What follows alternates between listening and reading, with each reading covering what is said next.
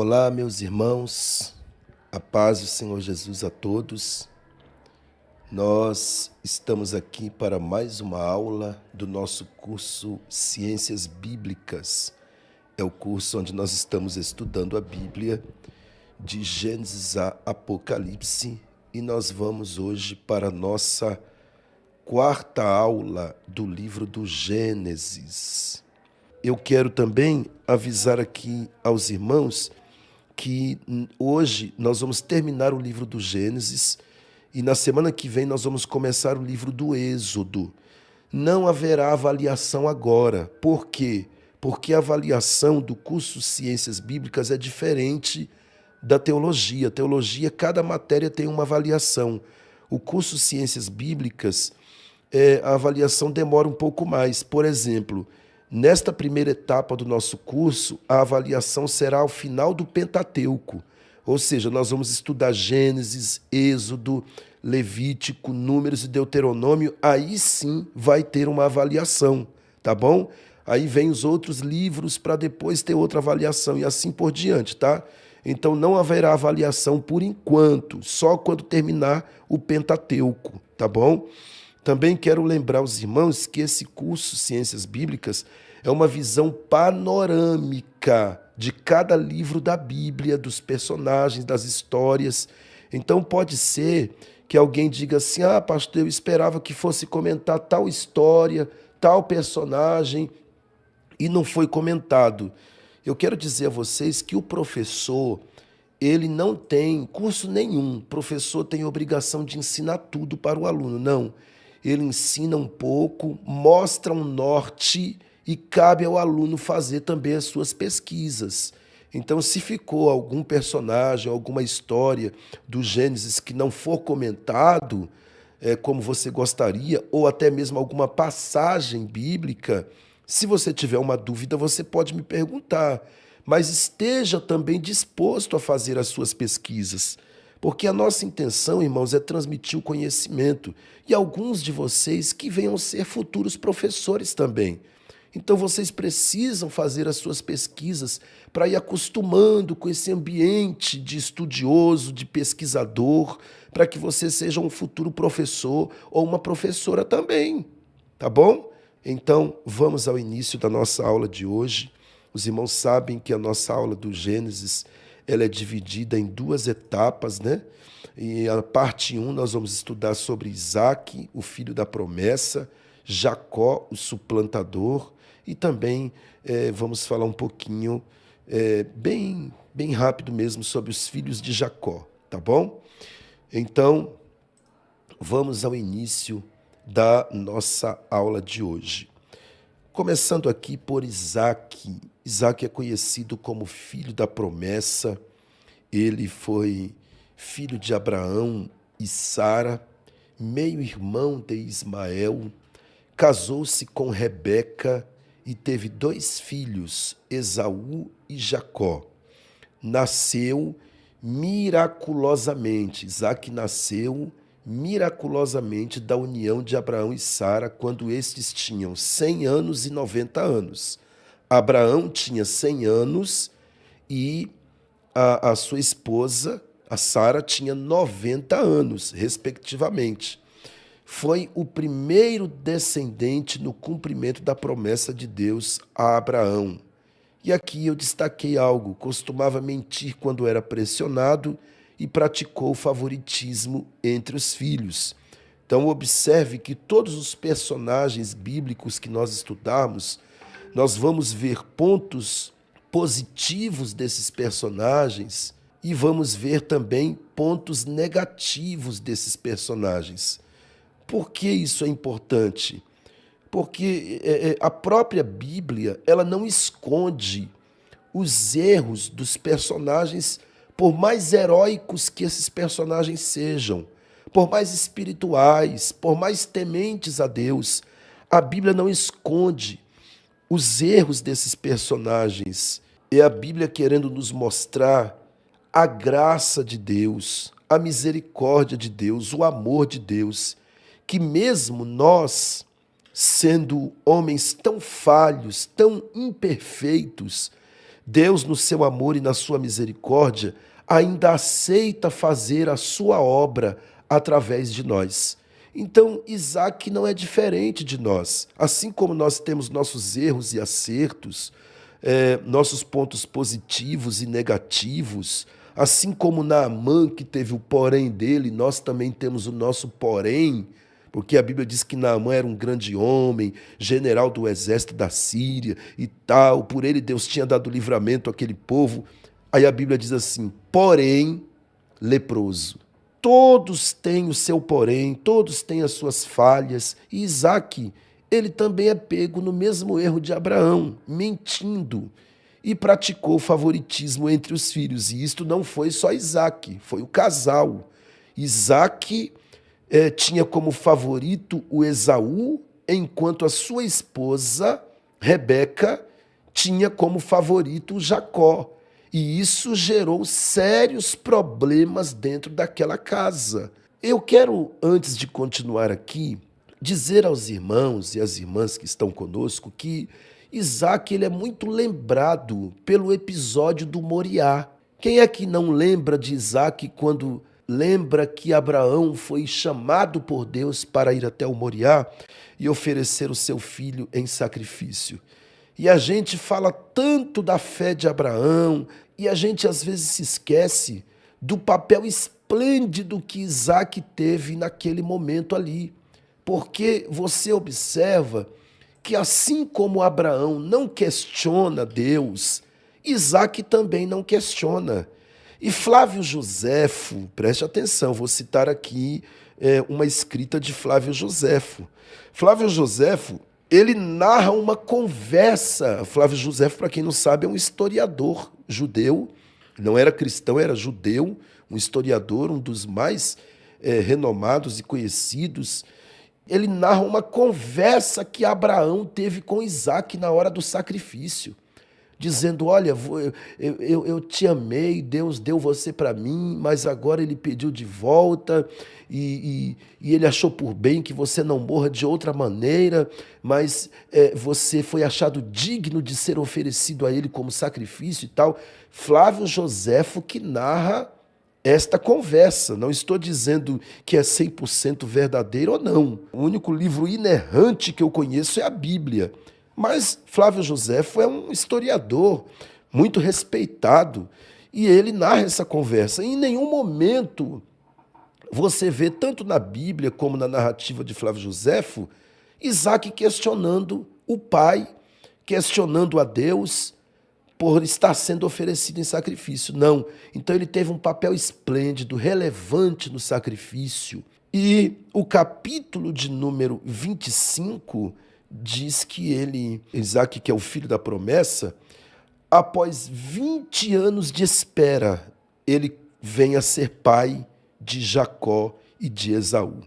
Deus abriu a madre da sua esposa Rebeca, e a história de Isaac, no capítulo 26, se você não está lendo o livro do Gênesis, você precisa ler o livro do Gênesis para que você tenha uma melhor compreensão das nossas aulas. O capítulo 26 assemelha-se aos incidentes ocorridos na vida de Abraão. Por quê? Porque assim como Abraão precisa fugir da fome e desce para o Egito, Isaac também vai fugir da fome. Porém, Isaac, ao invés de ir para o Egito, como o pai foi, ele vai para Gerar, que é uma terra habitada pelos filisteus. Então, ele vai para Gerar ao norte e não para o Egito. Ele vai habitar entre os filisteus. E ele adota o mesmo artifício do pai quando Abraão ele mente e omite, que Sara é a sua esposa. Isaac também comete o mesmo erro. A diferença é que a Sara foi levada de Abraão, depois foi devolvida. Já Rebeca não foi tirada de Isaac. Como a maioria de nós, Isaac vacila entre a fé e o medo, precisando ser tranquilizado por Deus. Quando ele chega em Gerar, ele precisa ser tranquilizado por Deus e Deus diz a ele, não temas, porque eu estou com você. Parece que estamos lendo o retrato da nossa vida. Quantas vezes nós também precisamos ser acalmados por Deus, ser tranquilizados por Deus, quando estamos enfrentando os desafios e as intempéries da vida. Então a história de Isaac, irmãos, ela é maravilhosa. Eu, quando leio a história de Isaac, eu que sou admirador de toda a Bíblia Sagrada e dos patriarcas, mas eu fico maravilhado quando leio a história de Isaac e o admiro ainda mais. Inclusive, no capítulo 25, a Bíblia diz que ele vai habitar junto a um poço chamado Ber-la-roi, que significa Deus vê ou Deus me vê. E nós sabemos perfeitamente que a Agar, que era serva de Abraão, foi a primeira ama de Isaac. Foi a mulher que cuidou também de Isaac, porque naquela época, quando a mulher tinha um filho, a esposa de um patriarca tinha um filho, tinha uma serva em casa que cuidava do filho. Então a mesma que cuidou de Ismael, cuidou de Isaac. E com certeza ela deve ter contado as histórias a Isaac do que Deus havia feito, como por exemplo na ocasião que Deus aparece a Agar. Então, é naquele mesmo local, naquele local onde Agar encontra um poço e dá água para o seu filho, é naquele mesmo local que Isaac vai habitar, o lugar chamado Ber-la-roi, que significa o Deus que vê ou Deus me vê. Você está entendendo?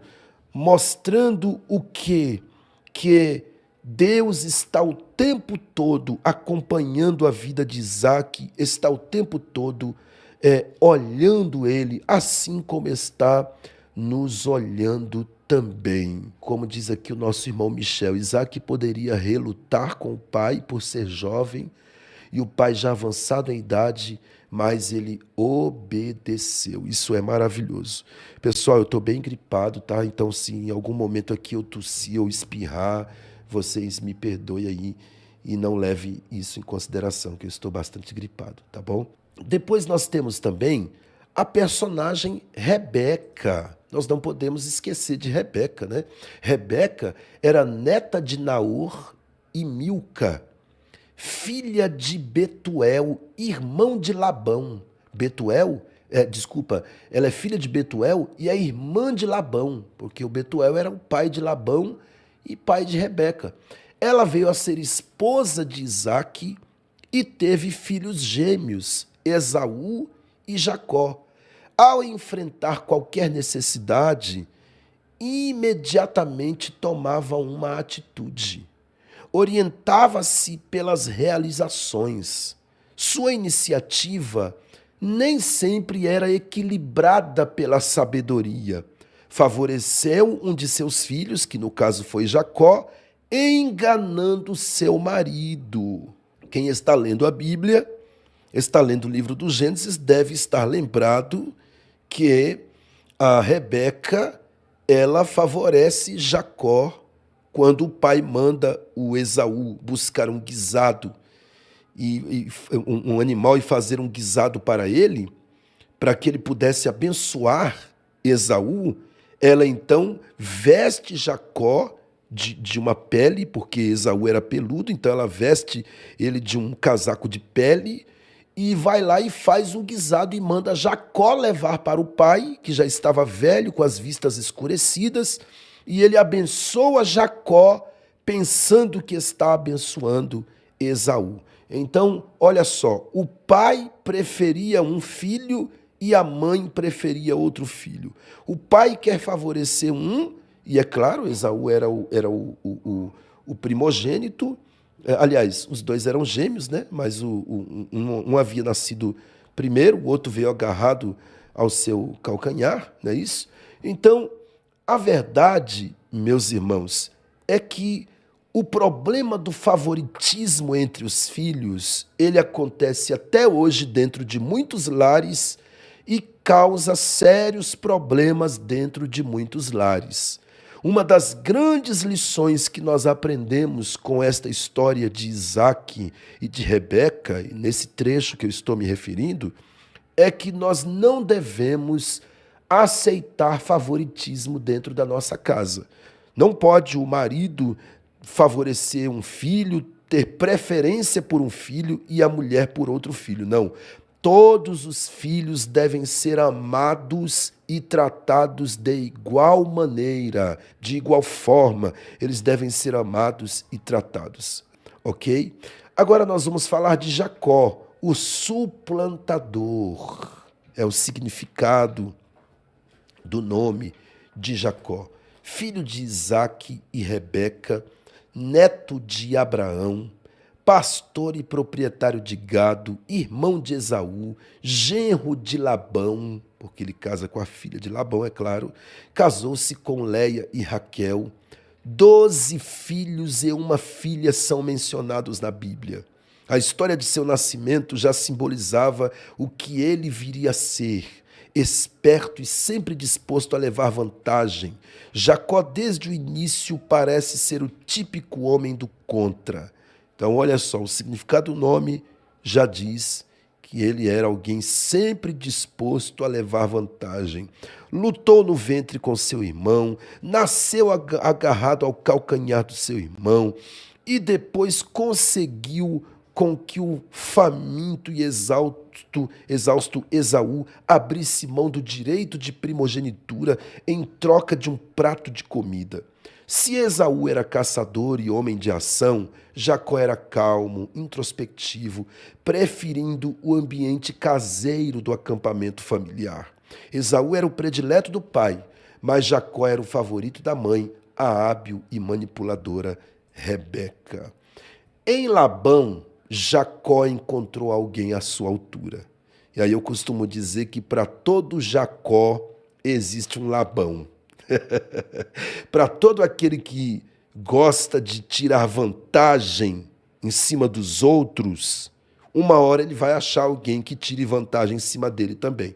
Porque para todo Jacó existe um Labão. Uma hora ele vai encontrar um Labão. E esse Jacó encontrou. E aí ele teve que trabalhar para o tio Labão 14 anos. Porém, não eram anos perdidos. Jacó acumulou riquezas e conhecimento. Todos sabem do episódio, né? Ele trabalha e a intenção é casar-se com Raquel, mas quando é na noite de núpcias do casamento, Labão entrega Leia para ele e então ele teve que que trabalhar mais 7 anos para casar-se com Raquel, uma vez que era realmente a mulher que ele amava. E naquele tempo praticava-se a poligamia, não por vontade divina, não por vontade de Deus, mas havia uma certa tolerância a isto. Posteriormente, na sua volta à terra natal, começava a aparecer um outro lado de Jacó, a saber, o seu relacionamento com Deus. Então, todos conhecem a história. Ele chega a um tempo que ele decide voltar para a sua terra natal e então começa a se destacar o relacionamento de Jacó com Deus e também o seu lado bom de amar a sua esposa Raquel com amor sincero e sua tristeza diante da suposta morte de José, porque os irmãos de José mentem para ele dizendo que José morreu e trazem a túnica de José salpicada de sangue, que foi o sangue de um animal que foi morto para isso, e então eles enganam o pai e o pai então chora, lamentando a morte de José. Por fim, transformado, ele antes de partir tem o privilégio de contemplar o cumprimento das promessas de Deus em sua vida e na vida do seu filho José, porque quando ele já está bem idoso, ele também tem o privilégio de reencontrar o seu filho José, e isso foi um privilégio inimaginável.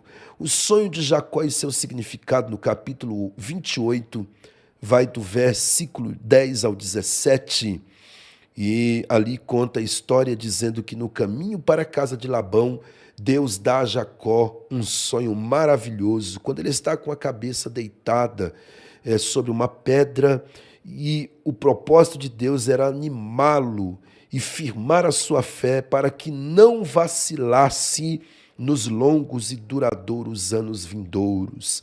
Na visão, ele vê uma escada que começa na terra e o seu topo chega ao céu. O que Deus estava querendo dizer a ele é que existia uma comunicação entre os céus e a terra. Ou seja, Jacó tinha o céu aberto. Deus ouviria suas orações e o ajudaria. Então, irmão, não tem negócio. Ó, a gente precisa aprender a cavar o poço até onde dá água. Deu água, para de cavar, já deu água. Tem gente que lê um texto desse e quer ficar cavando mais do que o texto oferece, quer ficar inventando coisas. Não, irmão, o segredo está ali. Deus estava querendo mostrar a Jacó que havia um relacionamento disponível. O céu está aberto, pode orar, que eu vou responder, pode falar comigo, me convida para andar com você, eu vou andar com você. Pronto, não cave mais do que o poço oferece. É isso, já deu água, então se contente com isso. Porque se tem gente que na hora de montar uma mensagem, fica cavando demais, inventando coisa que o texto não está dizendo. Não podemos colocar palavras no texto, palavras que não estão lá, ok? No Novo Testamento, em João capítulo de número 1, a Bíblia narra aquele encontro de Jesus com Natanael, e Natanael, quando crê que Jesus é o Cristo, é o Filho de Deus enviado, o Senhor disse para ele, olha, porque você creu, você vai ver anjos de Deus subindo e descendo sobre a cabeça do Filho do Homem. Então, olha a diferença. No Antigo Testamento, Jacó vê uma escada, e ele vê anjos, mas essa escada da terra e toca no céu. Agora, no Novo Testamento, a escada vem até Jesus. Anjos subindo e descendo sobre a cabeça do Filho do Homem. O que Jesus está querendo dizer? Que agora, na dispensação da graça, o relacionamento com Deus passa por Jesus Cristo. É o único meio de ter relacionamento com Deus. Passa por Cristo. O céu só está aberto para quem aceita Jesus como Salvador. O que Jesus está querendo dizer é que Ele é o verdadeiro mediador entre os céus e a terra. E que se alguém quer ver o céu aberto, quer ter relacionamento com Deus, comunhão com Deus, precisa reconhecer Jesus Cristo como seu Salvador. Precisa crer em Cristo. Ele disse para Natanael, porque você creu, você vai ver anjos de Deus subindo e descendo sobre a cabeça do Filho do Homem. Ok? Então, somente por meio de Jesus Cristo, o crente tem acesso ao Pai. Então, olha só, os filhos de Jacó. Com Leia, ele teve Rubem, Simeão, Levi, ou Rubem, Simeão, Levi, Judá, Issacar, Zebulon, Diná, que foi a única filha de Jacó. Com Raquel, ele teve José e Benjamim. Com Zilpa, que era serva de Leia, Jacó teve Gade e Asser. E com Bila, que era serva de Raquel, ele teve Dan e Naphtali. Então aqui estão os filhos de Jacó e as mulheres que ele teve os filhos com ela. Foram 4 mulheres, teve os filhos com elas, foram 4 mulheres, Leia e Raquel, que eram esposas, e a Zilpa, que era serva de Leia, e a Bila, que era esposa, aliás, era serva de Raquel. Um dos episódios mais interessantes, e aqui eu vou procurar ser breve, um dos episódios mais interessantes da vida de Jacó é o Val de Jaboque. Talvez é um dos textos mais usados pelos pregadores para pregar sobre a vida de Jacó. É a passagem do Val de Jaboque, onde ele luta com um varão e ele diz: eu não te deixo enquanto tu não me abençoares. Então, aqui, meus irmãos, eu fiz um acrescento na nossa apostila. O que eu acrescentei aqui, isso aqui são tópicos de um esboço de mensagem que eu tenho e que às vezes eu prego sobre o Val de Jaboque. E quando eu falo sobre esse texto, eu digo o seguinte, que o Jaboque é o lugar onde nós ficamos a sós com Deus, porque Jacó, a Bíblia diz que ele deixa toda a sua família do outro lado e ele passa para o lado de lá do Val de Jaboque e ele luta com um varão ali a noite toda. Então, em primeiro lugar, é o lugar onde nós ficamos a sós com Deus, porque ele luta com Deus. Quando vai terminando lá a conversa, o varão diz: lutaste com Deus e prevaleceste. Então ele luta com Deus. Agora, essa luta não é luta de porrada não, tá, gente? É luta em oração, é luta em clamor, é luta em humilhação. Foi assim que Jacó lutou com Deus. Segundo, é o lugar onde confrontamos o velho homem, porque o varão pergunta para ele qual é o seu nome. E agora ele tem que confessar qual é o nome dele, que é o Jacó, o suplantador, aquele que gosta de tirar vantagem sobre os outros. Então ele teve que confrontar. Ele foi confrontado, melhor dizendo, o velho homem que ali estava. Terceiro, é o lugar de rendição total. Ali Jacó se rende. Ali Jacó se prostra. Como eu disse, não foi uma luta de porrada, não. Foi uma luta de rendição, onde Jacó clama, se prostra e pede a bênção e diz: eu não te deixo enquanto não me abençoar. E, em quarto, é um lugar de transformação, porque ali ele deixa de ser Jacó para ser Israel, que significa príncipe. Ele deixa de ser um suplantador e ele passa a ser um príncipe. Então, o Val de Jaboque é um lugar de experiência com Deus. E, claro, as lições que nós aprendemos com Jacó ali é as lições que aprendemos com alguém que cansou de ser o mesmo. Com alguém que já está cansado e diz: eu quero o novo de Deus para a minha vida. Eu quero ser um novo homem, eu quero ser um homem transformado, eu estou aqui para ser confrontado mesmo, mas eu quero transformação. Eu vou me render para ser transformado. Então, as lições que nós podemos tirar para nós são essas. Busque uma experiência particular com Deus. Não tenha pressa de sair da presença de Deus. Jacó lutou uma noite toda, ele não teve pressa. Segundo, desista da sua própria força e agarre-se à força de Deus. Jacó estava acostumado a fazer tudo do jeito dele. Agora, ele vai precisar depender de Deus. Porque a Bíblia diz que ele é tocado na juntura da sua coxa. E aquela marca Jacó vai carregar para o resto da sua vida. É a marca da dependência. Agora você não vai mais fazer do seu jeito. Agora você vai lembrar que você teve um encontro comigo, que você foi marcado e que as coisas agora não vão ser do seu jeito. Vai ser do jeito de Deus. Permita que Deus molde o seu caráter, ainda que para isso ele tenha que deixar em você uma marca.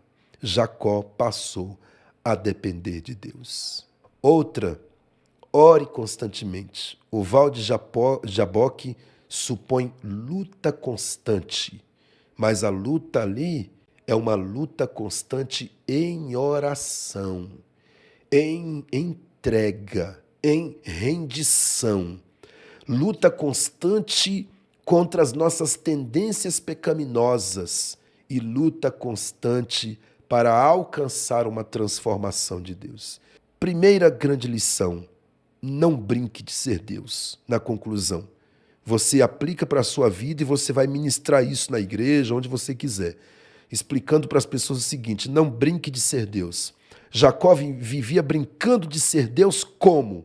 Tomando suas próprias decisões. É ele que decide aceitar a proposta da mãe e vai lá enganar o pai.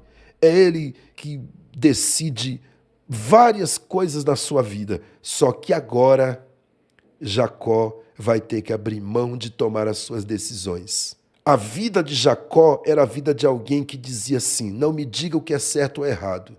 Eu decido o que é certo ou errado. Será que tem gente que vive assim hoje? Tem muita gente que vive assim.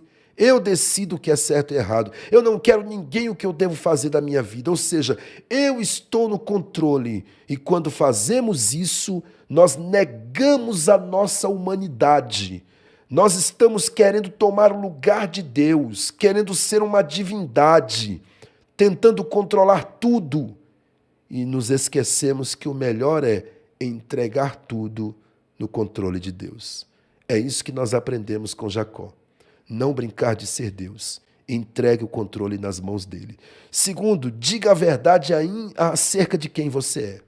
Ainda que isso vá lhe causar uma marca, ainda que isso vá lhe causar dor, mas diga a verdade acerca de quem você é. Este é o caminho para a mudança. Alguém jamais vai alcançar mudança sem falar a verdade acerca de si mesmo. A mudança só chega quando reconhecemos quem realmente somos. E terceiro, Deus torna capaz o que se sente incapaz. Ele se sentia incapaz de encontrar o seu irmão e sair vitorioso daquele encontro. Mas Deus fez ele se tornar capaz. Ele encontra com o irmão e ele sai vitorioso do encontro. E Deus fez ele tornar capaz de ser um homem vitorioso na vida, não só nessa passagem do encontro com Esaú, mas de ser um homem vitorioso na sua vida. Então, Deus torna capaz o que se sente incapaz. Nós temos também a Raquel, que era filha de Labão, sobrinha de Rebeca, irmã de Leia, esposa de Jacó, mãe de José e Benjamim, pastora de ovelhas, demonstrou grande lealdade à sua família. Sua inveja e competitividade atrapalharam o relacionamento com a sua irmã Leia. Não conheceu que o amor de Jacó era independente da sua capacidade de ter filhos. Labão, filho de Betuel, irmão de Rebeca, cunhado de Isaque, sogro de Jacó, pai de Leia e Raquel, controlou 2 gerações de casamentos na família abraâmica, Rebeca, Leia e Raquel. Labão esteve envolvido em 2 gerações de casamentos. Esperto, manipulava as pessoas em benefício próprio, não conseguia admitir os erros, beneficiou-se financeiramente ao usar Jacó, mas nunca foi beneficiado espiritualmente de modo completo a conhecer e adorar o Deus de Jacó. Diferente de Jacó, que teve um encontro com Deus, a Bíblia não revela Labão tendo uma transformação, Labão tendo um encontro com Deus, não. Labão foi Labão até o final da sua vida. Vamos então à parte 2 da nossa aula, José e a providência divina, José, tipologia de Cristo, e Benjamim, Azenate e Manassés. Fica comigo aí, viu, crente? Não sai da aula, não. Fica comigo aí. José, filho de Jacó e Raquel, teve 11 irmãos e uma irmã. Casou-se com Azenate e foi pai de Manassés e Efraim. Foi pastor de ovelhas, escravo, prisioneiro e governador. É uma das histórias mais lindas da Bíblia Sagrada. Saiu com o poder da escravidão para governar o Egito. Foi conhecido por sua integridade pessoal. É maravilhoso essa história de José nas Escrituras Sagradas. Foi um homem de sensibilidade espiritual e preparou uma nação para sobreviver à morte. Viveu 110 anos. A história de José é diferente das histórias anteriores no Gênesis. Diferente das histórias de Abraão, Isaque e Jacó. Trata-se de uma narrativa contínua. Com José tem início uma nova compreensão da maneira de Deus lidar com as pessoas. O ponto alto da história de José é a cena do perdão. Então, olha só que interessante. Deus fala com Abraão, sai da tua terra, do meio da parentela. Depois você vai ver também Deus falando com Isaque. Como eu disse no início da aula, Deus diz para ele quando ele chega na terra dos filisteus: não temas, porque eu sou contigo. Deus fala com Jacó, já fala com Jacó em sonho, e Deus vai tratando com Jacó. E José, ele tem um sonho apenas quando ele é jovem. Depois você não vai ver mais Deus se revelando a José como se revelava aos patriarcas. Então a gente percebe que há uma nova compreensão da maneira de Deus lidar com as pessoas. O fato de Deus não estar falando todo dia com José não significa que Deus não era com ele. José era temente a Deus e Deus está o tempo todo com José. E a gente vê em cada detalhe da vida de José a mão de Deus estendida para exaltá-lo. E o principal propósito, preservar a linhagem do povo hebreu. Só que eu quero deixar claro aqui aos irmãos que o que mais se destaca na história de José não é a beleza de José, não é os detalhes da história, nem da criança, nem do jovem, não. O que mais se destaca na história de José é a providência divina. A palavra providência, ela vem do latim providere, que significa ver com antecedência. O que mais se destaca na história de José é um Deus que vê as coisas com antecedência. É um Deus que, na sua presciência, ele conhece o fim desde o princípio. Então ele já sabia que a fome viria e que, para preservar a linhagem do povo hebreu, ele precisaria ter alguém numa posição de destaque lá no Egito. Então, ele, na sua providência, ele prepara para que José seja governador do Egito. E o próprio José, quando se dá a conhecer aos seus irmãos, ele diz aos seus irmãos: não foi vocês que me enviaram para cá. Por que vocês estão pesando os vossos olhos? No nosso linguajar, por que vocês estão chorando? Não foi vocês que me enviaram para cá.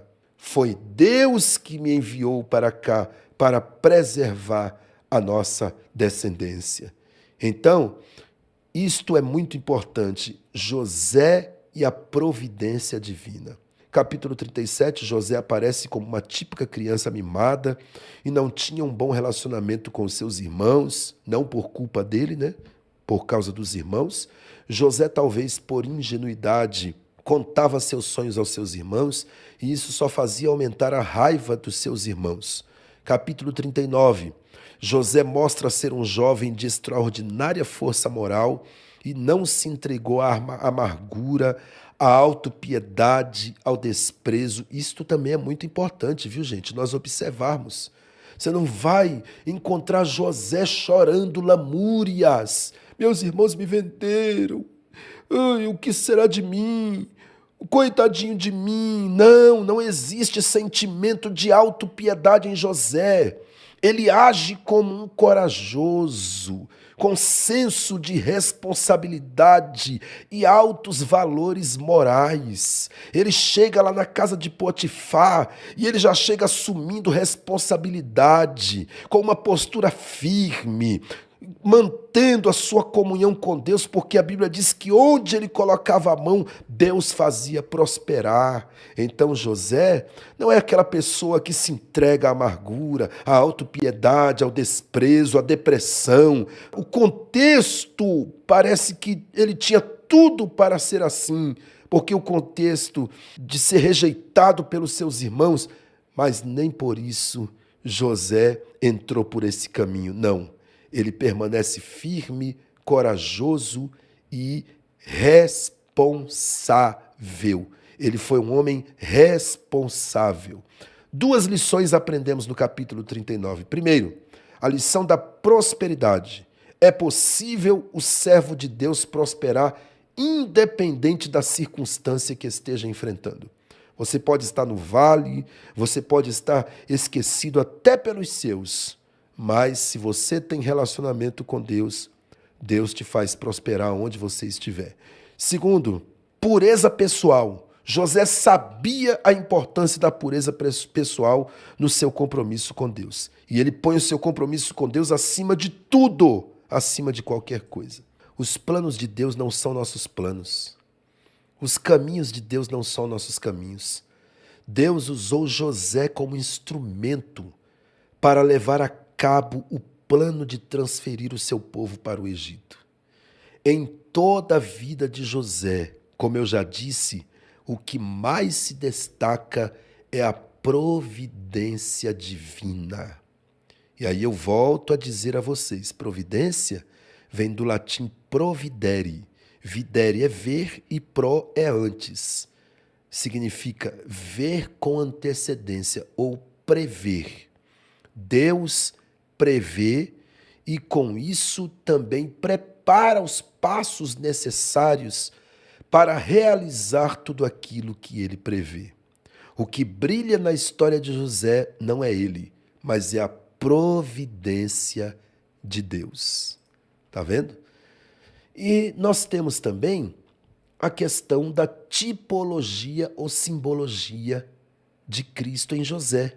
Você não vai encontrar na Bíblia José sendo usado como símbolo de Cristo. Mas nenhum outro personagem bíblico exemplifica melhor a vida e obra do Salvador. José obteve salvação para os que o traiu, os irmãos dele traíram ele, mas ele obteve livramento e salvação para os seus irmãos. Jesus também. José perdoou aqueles que o maltrataram, Jesus também. A ele todos tinham que ir em busca de socorro ou perecer, Jesus também. Então, José, ele pode sim ser considerado um tipo legal de Cristo, uma tipologia de Cristo, porque ele salva os que o traiu, ele perdoa os que o maltrataram e quem quer sobreviver precisa ir buscar socorro em José. São as grandes lições que nós aprendemos com José. Que isso aqui também, irmãos, dá uma ministração maravilhosa. Preguem. Você quer realmente alcançar o seu objetivo nesse curso? Use o material desse curso nas suas ministrações. Quando você ministra, você memoriza melhor aquilo que você estudou. Então, olha só. Primeira lição sobre o poder restaurador do perdão. José tinha tudo para se deixar destruir por um sentimento de ódio, mágoa, amargura, mas ele decide perdoar. E aí, quem nega o perdão está tomando o lugar de Deus. Quando você nega o perdão a alguém, você está tomando o lugar de Deus, porque só Deus é que pode negar o perdão a alguém. E nós não podemos. Se Deus quiser negar, ele pode negar, mas nós não podemos. Quando nós fazemos isso, nós estamos tomando o lugar de Deus. Mas José, ele não se deixa destruir pelo ódio, pela mágoa. Ele não deixa nascer raiz de amargura. Não, ele perdoa os seus irmãos. Segunda lição que nós aprendemos sobre o poder restaurador do perdão. Perdoar não é esquecer o que aconteceu. Porque Deus não trabalha com amnésia. Perdoar é quando você lembra, porém aquilo não te machuca mais. José lembrava. Ele disse, não foi vocês que me mandaram para cá, foi Deus para preservar a nossa linhagem. Então ele lembrava. E como que você sabe quando você realmente perdoou alguém? Quando aquilo que machucava o teu passado, não machuca o teu presente. aquilo que não machuca teu presente, ainda que tenha machucado o teu passado, se ele não machuca o teu presente, então é porque você perdoou. Agora, se o passado continua machucando o teu presente, então é porque você não perdoou. Porque quem perdoa não sente mais a ferida do passado. Lembra, mas não sente mais a ferida do passado. Ok? Terceira lição: perdoar não está no campo da emoção, e sim no campo da decisão. Nós não podemos ficar com essa coisa de mas eu não perdoo porque eu não senti de perdoar o fulano ainda. Quem disse que você tem que sentir? Perdão não está no campo do sentimento. Perdão está no campo da decisão. Eu não tenho que sentir, eu tenho que decidir perdoar. E a postura define o resultado. Se você perdoa, você é liberto. Olha aqui, número 4. O perdão liberta o ofendido e não a quem ofendeu. Porque quando você perdoa, não é a pessoa que vai ser liberto, é você que vai ser liberto. Porque quando você está magoado com alguém, está nutrindo ódio, rancor de alguém, você vai lembrar daquela pessoa em todos os momentos importantes da sua vida. Você vai lembrar de forma negativa. Se você tem mágoa de alguém, você vai lembrar dele no café da manhã, no almoço, no jantar, no passeio com a família. Você vai lembrar daquela pessoa em todos os momentos importantes da sua vida, porém você vai lembrar de forma negativa. E quando você perdoa, você é livre disso. Então, o perdão liberta você que foi ofendido e não quem te ofendeu. Quinto, quem não perdoa é amargurado. Você sabia que tem gente aí sofrendo de depressão, câncer, úlcera, pressão alta, até mesmo oprimido pelo diabo e até mesmo possesso porque não libera perdão? Sabia disso? Tem gente sofrendo, irmão, porque não libera perdão, guardando raiz de amargura. Sexto, para perdoar precisamos entender que, primeiro, é uma ordenança de Jesus. Jesus mandou perdoar e pronto. E não foi uma vez, foi 70 vezes 7. Segundo, quando eu perdoo, eu tranco o inferno e abro o céu.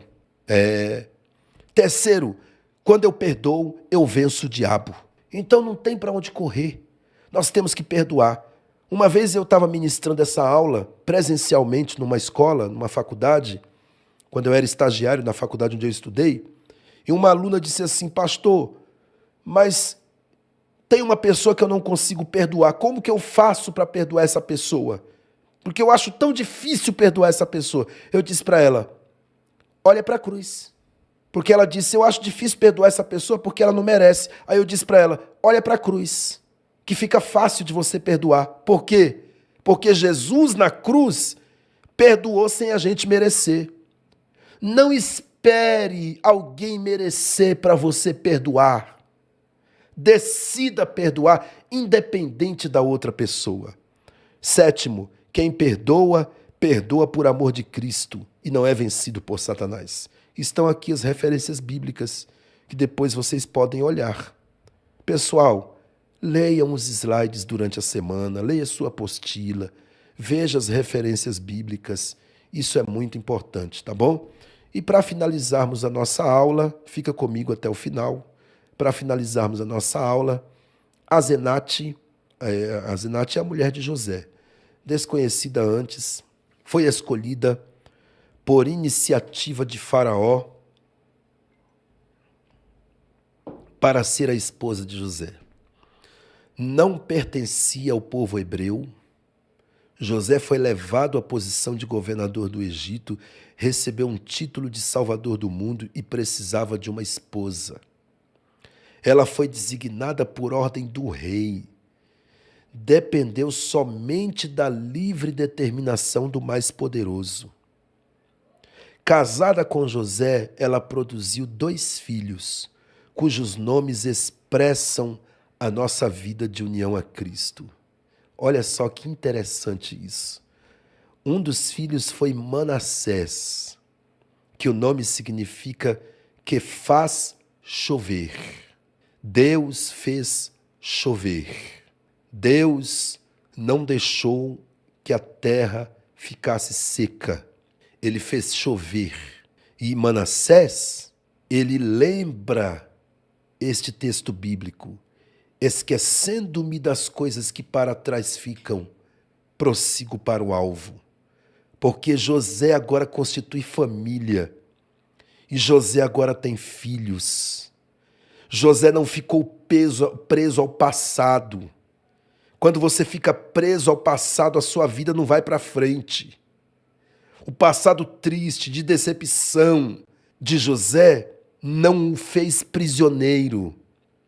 Ele esqueceu das coisas que ficaram para trás e agora ele constrói família e ele prossegue a vida. Ele constitui uma família, prossegue a vida. Segundo filho, Efraim, duplamente frutífero. Parece que eu vejo na vida de Efraim esse texto de Romanos 8,37. Somos mais do que vencedores por aquele que nos amou. Por quê? Porque aquele que foi vendido, aquele que se tornou escravo, depois foi prisioneiro, agora é governador do Egito, tem uma esposa, tem 2 filhos, e o segundo filho, o nome é duplamente frutífero. Ou seja, apesar de tudo que eu passei, Deus me fez frutificar. É uma história extraordinária que vem para nos mostrar que é possível sim alguém superar o passado de frustração, de decepção, de tristeza, de angústia que teve e ser um vencedor, e ser frutífero e desfrutar do melhor de Deus nessa terra. Amém? Esta foi a nossa aula de hoje. Espero que tenha sido bênção para a sua vida. Nós aqui da Escola de Líderes estamos procurando sempre entregar o nosso melhor, porque fazemos primeiramente para Deus e também porque queremos que você realmente fique satisfeito com tudo que você está adquirindo. Quero dar só uma recomendação antes de terminar a aula. Nunca venha na segunda-feira assistir a aula do curso Ciências Bíblicas com pressa, porque se você acha que tem muito conteúdo nessas aulas, você vai ver agora no livro do Êxodo o tanto de conteúdo que tem. E eu não vou ficar tirando nada da apostila, irmão. Não vou diminuir conteúdo. Eu quero entregar tudo fielmente como Deus me deu. Porque esse curso aqui foi Deus que me deu. Pouquíssimas escolas têm esse curso. Foi Deus que me deu para entregar para vocês. E eu não vou entregar pela metade. Então não venha para a aula com pressa. Se for 1 hora, fique. Se for 1h15, fique. Mas receba tudo que Deus preparou para você através desse curso. Tá bom? Deus abençoe a todos.